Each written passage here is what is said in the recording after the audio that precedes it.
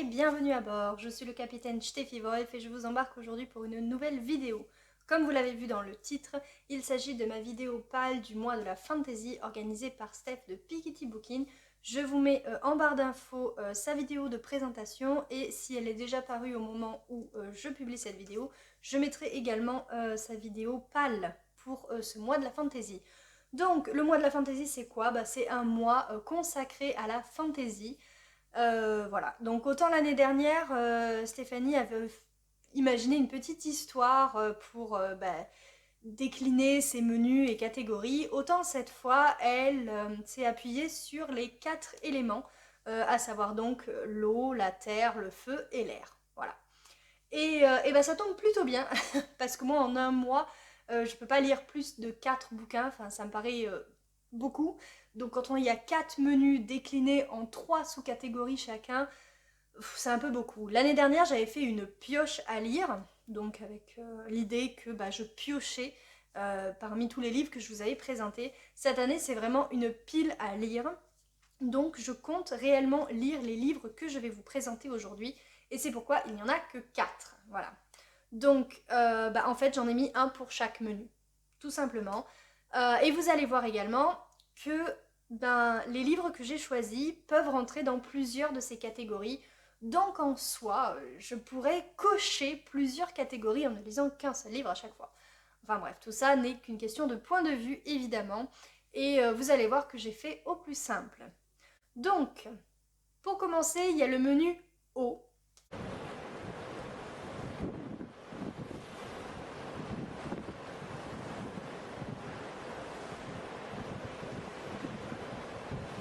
Dans ce menu, vous avez 3 catégories. Donc, la première catégorie, c'est voguer sur les flots. Donc là, il est question de voyage, de piraterie, etc. La deuxième catégorie, c'est alchimie. Donc là, c'est plutôt sorcellerie, magie, druidisme, etc. Et enfin, la dernière catégorie, c'est tiens bon la vague. Et là, il s'agit de lire un tome de saga. Le roman que j'ai choisi de lire, c'est Murmure de l'océan d'Ophélie Duchemin aux éditions Plume Blanche, qui donc, de par sa couverture et la thématique qu'il reprend, à savoir une réécriture de La Petite Sirène, est clairement dans l'eau. Enfin, je veux dire, on peut pas faire plus océan que ça. Je sais pas vous en dire plus, si ce n'est que peut-être je vais vous lire le résumé. Alors, je le mets dans la catégorie eau parce que pour moi, je l'ai mis sur voguer sur les flots. Parce que j'imagine que comme c'est la petite sirène, il va y avoir du bateau. Le prince Eric ayant un bateau, a priori. Il y a normalement dans cette saga un peu de magie. Enfin, je crois savoir qu'il y a un personnage qui maîtrise la magie. En tout cas, il apparaissait dans le premier tome. Enfin, ce sont des tomes compagnons, une saga, machin, ce qui me fait arriver à la 3e catégorie, donc un tome d'une saga. Le premier tome, c'était Rose éternelle, donc réécriture de La Belle et la Bête. Ici, on est donc dans une réécriture de La Petite Sirène. Je vous lis donc le résumé rapidement. Haine, vengeance, à l'heure où la voix de l'océan lui a été arrachée, emportant son innocence et sa naïveté, Aileen foule à nouveau la terre des hommes, prête à tout pour retrouver ceux qui ont anéanti son existence. Mais quand le destin la ramène vers Eric, celui qu'elle fuit depuis si longtemps, le cœur des abysses s'apprête à se soulever en un chant funèbre, menaçant de détruire tout ce qu'elle est jusqu'à son âme. Un murmure monta des profondeurs, envoûtant, magnifique, bouleversant, un chant qui l'enveloppa, tel un rêve issu d'un autre monde.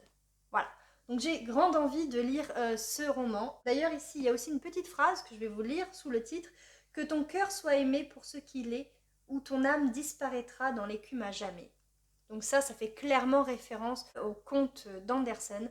Et j'ai vraiment, vraiment très très hâte de lire ce roman.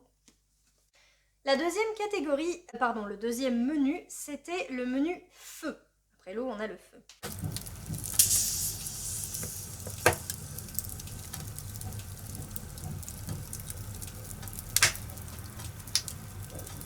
Là, il y a encore une fois 3 catégories. Donc la première, c'est se brûler les ailes. Donc là, il s'agit de lire un roman qui serait pour nous un défi. Donc peu importe, parce que c'est une bavasse, parce que c'est en VO, parce que peu importe. La deuxième catégorie, bah, c'est chaud patate, c'est comme ça qu'elle s'appelle. Et là, pour le coup, c'est lire une vraie bricasse, un bon gros roman. Et la dernière catégorie, c'est orangé, donc un roman dont la couverture serait orange ou bien qui aurait une représentation du feu. Et alors moi, j'ai choisi un roman que je voulais à la base mettre dans eau, parce qu'il y a de la piraterie, mais en fait, quand vous allez voir le titre et la couverture, clairement, ça allait dans feu. Donc il s'agit des Princes du Feu de Justine Robin aux éditions Plume Blanche, encore une fois, que je classe moi dans la catégorie orangée. Il y a quand même le mot feu dans le titre, il y a du feu, il y a de l'orange. C'est une patate, ça, c'est une bricasse, pardon, ça va être chaud patate de le lire. Il fait, attendez, il fait 509 pages. Donc pour moi, une petite briquette, hein, c'est à partir de 400 pages, je trouve que c'est beaucoup. Donc là, 500, on est clairement dedans. Sachant que donc lire un tel roman est un véritable défi pour moi. Parce que c'est gros. Et c'est pas écrit très très gros.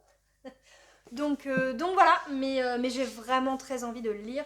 Je me souviens quand je l'avais acheté parce qu'il m'a été dédicacé. Ah, l'autre aussi d'ailleurs, mais l'autre j'y étais pas quand on m'a fait la dédicace. Là oui. Donc quand il m'a été dédicacé,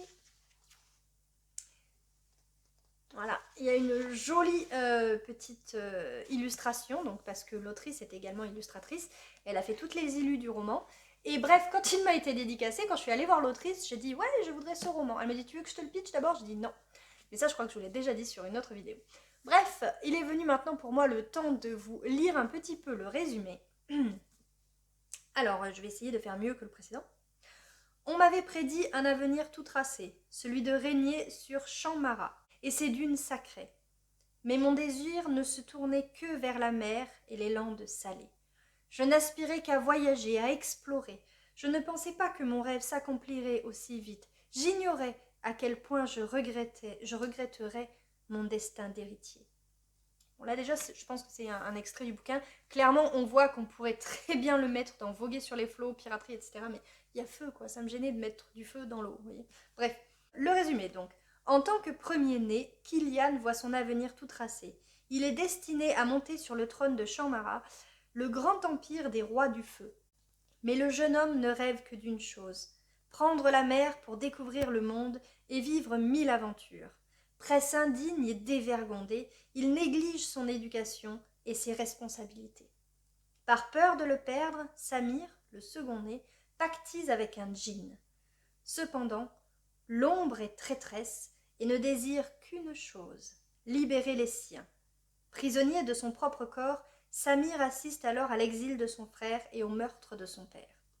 Bien que tout les sépare, et malgré la distance, les deux princes n'auront à cœur que de se retrouver. Voilà, là encore, il y a une petite phrase sous le titre, enfin en bas. L'amour fraternel devra se montrer plus fort que tout. Donc voilà. Enfin bref, j'ai grande envie de lire ce roman maintenant davantage. Maintenant que j'ai lu le résumé, je ne l'avais jamais lu en fait. J'étais restée sur l'avis posté par quelqu'un. Voilà. Et bref, j'avais très envie de le lire sans même en savoir quoi que ce soit. Enfin, un petit peu, mais pas le résumé en tout cas. Bref, j'ai énormément envie de lire ce roman, mais je dois vous avouer que l'épaisseur me fait clairement peur. Le troisième menu, c'est donc la terre.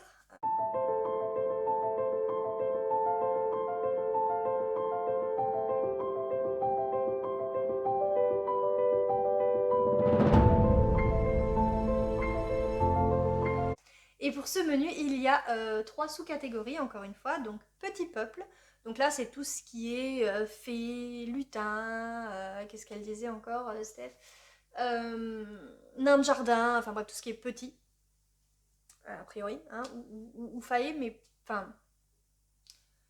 Moi, j'ai écrit un roman sur les faillées, et à la base, je me suis dit, ouais, ça rentre dedans, et en fait, peut-être pas parce qu'elle est pas petite. Bon, il y a des références aux fées, bien sûr, mais... Enfin bref, voilà, le petit peuple. Deuxième catégorie, c'est Découvrons le monde. Donc là, c'est là où vous allez avoir des écoles, de l'apprentissage, etc.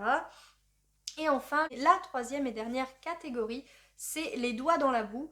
Et donc là, il s'agissait de lire un album, un graphique, un roman graphique, quoi, etc. Et donc c'est sur cette dernière catégorie que j'ai jeté mon dévolu. J'avais dans ma palle, donc pile à lire, deux illustrés, on va dire. Euh, et j'en ai choisi un qui pour moi reflète vraiment cette idée de petit peuple aussi et de terre. Et c'est Scurry, alors de Max Smith, le premier tome, la colonie condamnée. Donc pourquoi je le place dedans? Parce que c'est des souris, que a priori les souris elles vivent vraiment tout par terre. Hein. Et puis bien sûr parce que c'est un illustré. Mais c'est un illustré, enfin j'adore quoi. Je vais vous montrer quelques planches du début pour pas trop spoiler. Alors déjà, ça c'est le début. Alors est-ce qu'on peut s'arrêter sur la couve aussi? Et sur la quatrième? Voilà, puis j'ai vu des choses tellement magnifiques. Voilà. Donc pour moi, on est vraiment dans la terre, puisque c'est par terre. On ne peut pas faire plus par terre que ça. Et voilà. Mais c'est aussi un petit peu petit peuple. Et bon, pour ce qui est découvrons le monde, oui, parce que je crois qu'ils ils vont partir. Hein, une colonie, ça s'en va. Enfin bref. On va voir, je vais vous lire le résumé, parce que je l'ai lu, mais je m'en souviens plus. Parce que ça fait un moment qu'il est dans ma palle. Donc, amateur de gentilles souris, fan de Bernard et Bianca ou des Aristochats, cette trilogie n'est pas pour vous. Honnêtement, moi, quand j'avais vu ça, j'avais dit « Ouais, moi, je suis fan de souris, de Bernard et Bianca, des Aristochats. » Et là, je vois « Cette trilogie n'est pas pour vous. » Je fais « Ah, bah mince. » Pourtant, j'ai trop envie. Donc déjà, c'est une trilogie. Franchement, des BD ou des choses en trilogie, il n'y en a pas beaucoup. À chaque fois, vous en avez une ribambelle. Bah là, non. Donc déjà, ça, rien que ça fait envie. Bref. Scurry, ce sont des souris, des chats et des animaux au comportement souvent proche de ceux des humains dans un univers post-apocalyptique. Là, on est quand même dans de la fantaisie. Ces deux-là, comment ça s'appelle? Fantaisie animale, voilà. Mais dans du post-apo en plus, donc ça rajoute un petit quelque chose. Un groupe de souris domestiques lutte pour survivre à un long et étrange hiver. Bon, ok, on est en mois de mai, mais bon, bref. Les humains ont disparu, les rayons de soleil se font rares et une pluie froide et sombre empoisonne tout ce qu'elle touche. Au moment où on vit la sécheresse en Provence, la pluie, ça ferait pas de mal, même... Enfin bref. Les souris, qui dépendaient des hommes pour se nourrir, s'accrochent obstinément à leurs vieilles habitudes.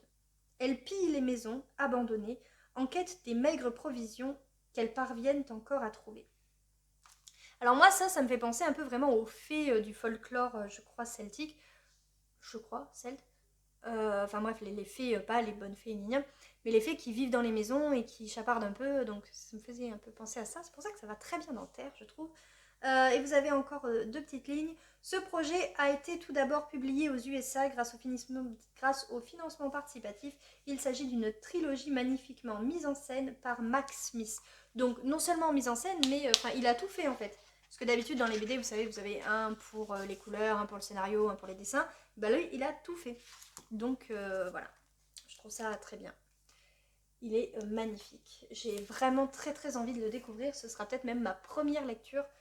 Voilà, on verra. Et enfin, on a donc le quatrième et dernier élément qui est l'air.